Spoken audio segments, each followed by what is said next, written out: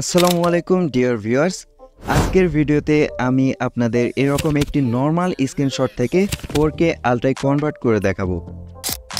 এখানে স্ক্রিনশটটির রেজোলিউশন অনেক বাজে, যে কারণে প্রথমে এনহ্যান্স করে রেজোলিউশন বাড়াতে হবে।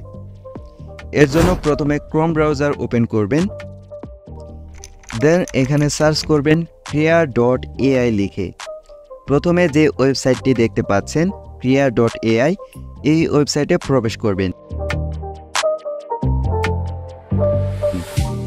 এরপর একদম উপরে ডান দিকে সাইন আপ বাটনে ক্লিক করে ওয়েবসাইটে সাইন আপ করে নেবেন।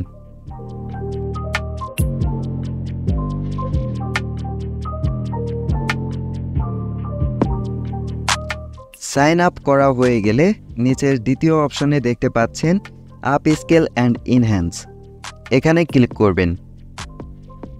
দেন এখান থেকে ক্লিক হিয়ার ক্লিক করে গ্যালারি থেকে ইমেজটা সিলেক্ট করবেন।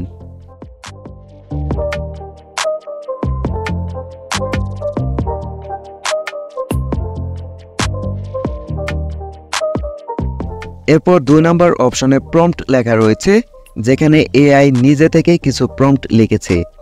আপনি সেই প্রম্পটগুলোকে ডিলিট করবেন এবং প্রম্পটে জায়গাটা খালি রাখবেন, তাহলে ইমেজে কোনো প্রকার চেঞ্জ আসবে না। এরপরে আপ স্কেলিং ফ্যাক্টরে 16x করে দেবেন। স্টাইল ফটো রিয়েলিস্টিক রাখবেন। নিচের এই দুটি অপশন 1.00 রাখবেন। সব শেষে এনহ্যান্স বাটনে ক্লিক করলে 20 থেকে 25 সেকেন্ডের মধ্যেই স্ক্রিনশটটি এনহ্যান্স হবে।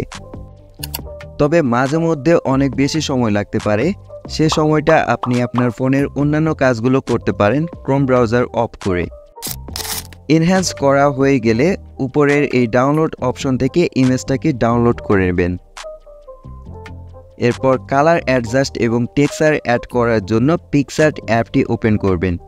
আপনারা চাইলে লাইটরুম দিয়েও করতে পারেন।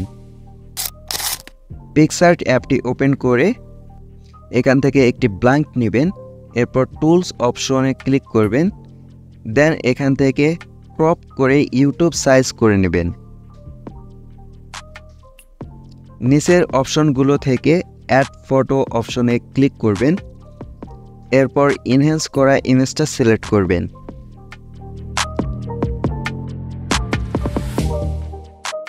ইমেজটি অ্যাডজাস্ট করা হয়ে গেলে নিচের ইফেক্টসে ক্লিক করবেন। এরপর সিম্পল ফিল্টারে ক্লিক করে CLN1 ফিল্টারটি সিলেক্ট করবেন। উপরে টিক মার্কে ক্লিক করবেন।